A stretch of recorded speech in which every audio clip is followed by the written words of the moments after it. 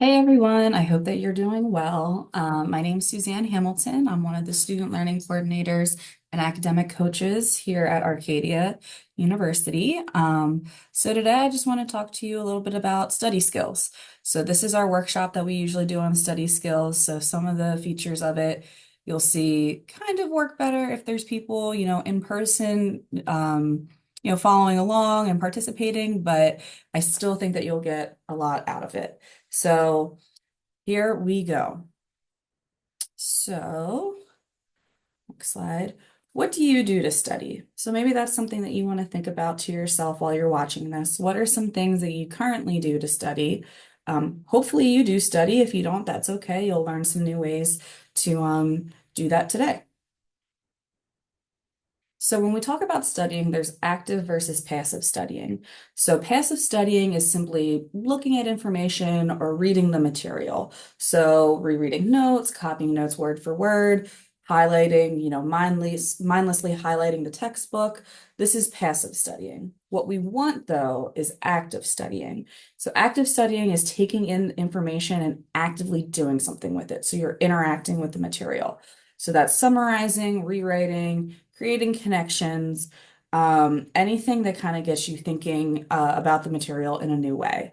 So the way that I kind of like to think about this is with an analogy. So if you were on a basketball team and your coach comes to you on a Monday and he says, we have a really big game on Saturday, and I want to try a new play. Um, you have two options. One option is you can look at the board with the little X's and O's on there, and all week that's all you do. You just keep looking at the board with X's and O's. Your other option is you can look at the board with the X's and O's, take it in, and then you can go out on the court. You can practice it with your teammates. You can walk through it a couple times. You can run through it a couple times, and then you can go into the game. Most likely, you probably want to do the second one, right? It's more active, right? It's the same thing with studying. You want to be actively studying. So basic rules of effective studying. So active studying only. Start the study process early on. No cramming. I know it can be tempting to try to wait to the last minute because we like that pressure sometimes. Um, it's really better for you and the way that our brains work if you do a little bit over time, and then, give yourself about a week, 2 weeks to actually study just a little bit each day versus trying to study like 5 hours for 2 days beforehand. So start the study process early on, no cramming, practice distributed learning. So distributed learning, kind of like going off of what I was saying about, you know, studying over time. When you do sit down to study, try to do it in small increments, right? So we focus a little bit better if we know that we only have 20 minutes to really focus, and then we give ourselves a break. So if you can do 20 to 25 minutes of hard studying, active studying, and then give yourself a 5 to 10 minute break and repeat that process all over again, you might find that it's a little bit more effective for you. And then understand that studying isn't necessarily going to be easy, and it really shouldn't be easy, right? You should be pushing yourself to learn something new each time that you study. So it's kind of like working out. So when you have a really good workout, it's probably a hard one, right? Like you're pushing yourself, your muscles might hurt a little bit, but at the end of the day, you feel really good. Whereas if you do an easy workout, you might be flying through it, but you're not getting any gains that you want. Studying is the same way. So stick with me on this one. Studying is like making a pizza. So when you study, you're going to make your dough and you're going to pick your toppings. So when you make your dough, that means that you're going to pick a base method to organize your information. So almost all base methods are going to work in any situation. We'll get to that on the next slide. And then you're going to pick your toppings. So you add these to your base method to make studying as varied and as effective as possible. So for example, summarizing concepts, finding examples, quizzing yourself, more on these later, okay? So making our dough. So you can just choose one of these. So you can do a professor-made study guide. In my opinion, if the professor made it, use it. Flashcards, always try to make them just a little bit more than, vocab words and definitions. Take notes. So I'm not saying rewrite your notes word for word, but make a new set of notes. Um, Make your own study guide. That was my favorite when I was in college. So use the syllabus, the class slides, the class notes, readings, to make your own study guide and your own list. And then practice problems. So this is primarily for math and science courses. Um, and you want to make sure that you want to do your practice problems in a test-like environment. For more on that, we do have a workshop about test taking strategies. So we kind of dive into that a little bit more if you want to check that out.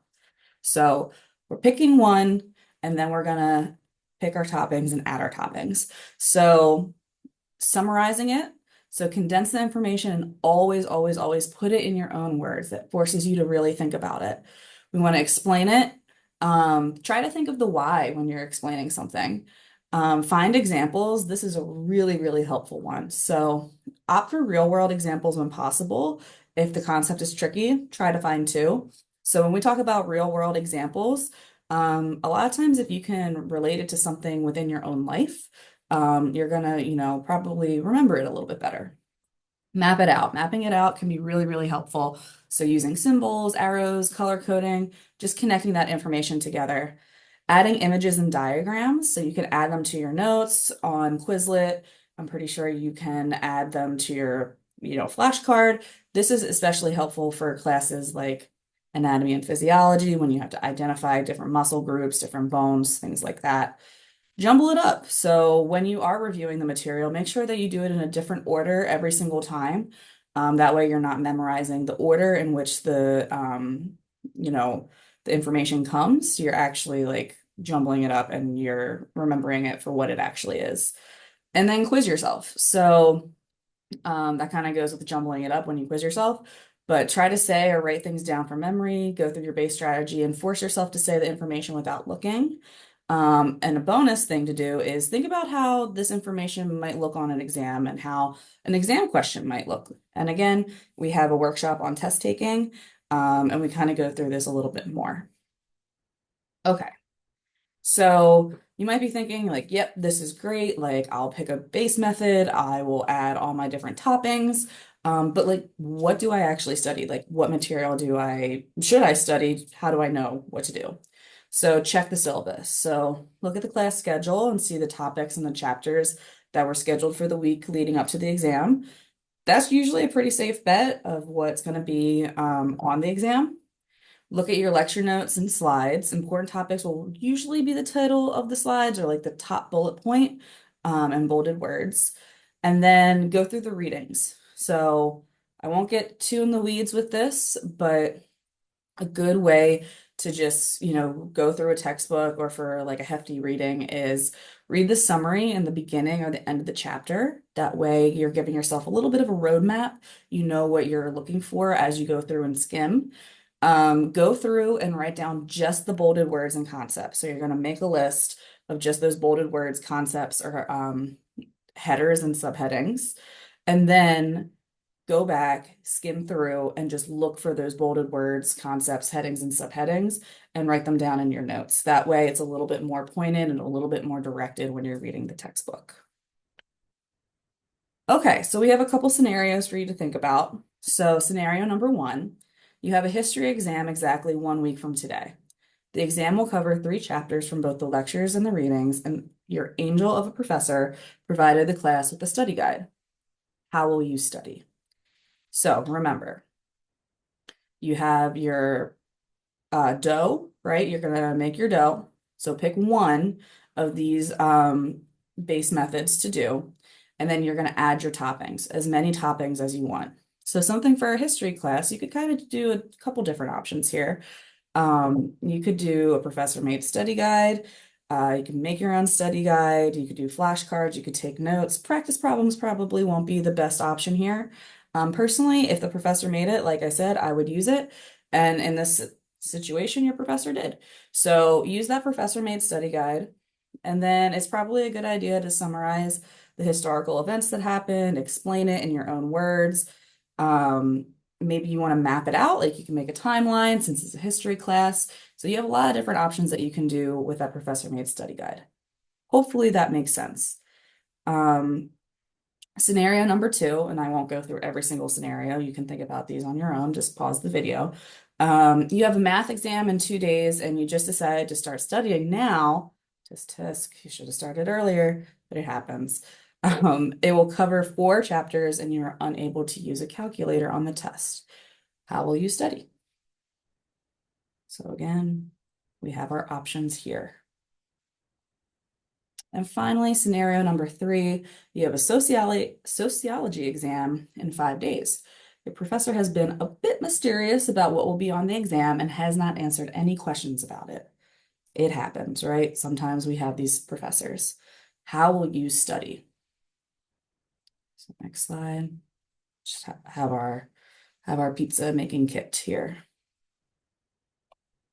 Okay, so again, if we were in person, we would do a little bit of a worksheet practice. If you're interested in a worksheet, you can either email us at tutor@arcadia.edu, or you can just stop by our office in Knight Hall, pick up a worksheet. We can kind of walk you through it.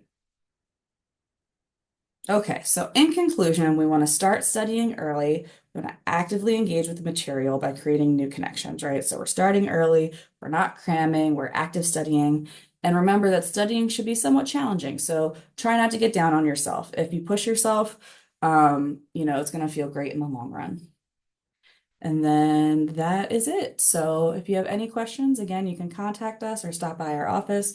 We are happy to help you. And if you want a little bit of extra help in this type of thing, in studying, myself and my colleague Deja, we are both academic coaches and we'd be happy to help you.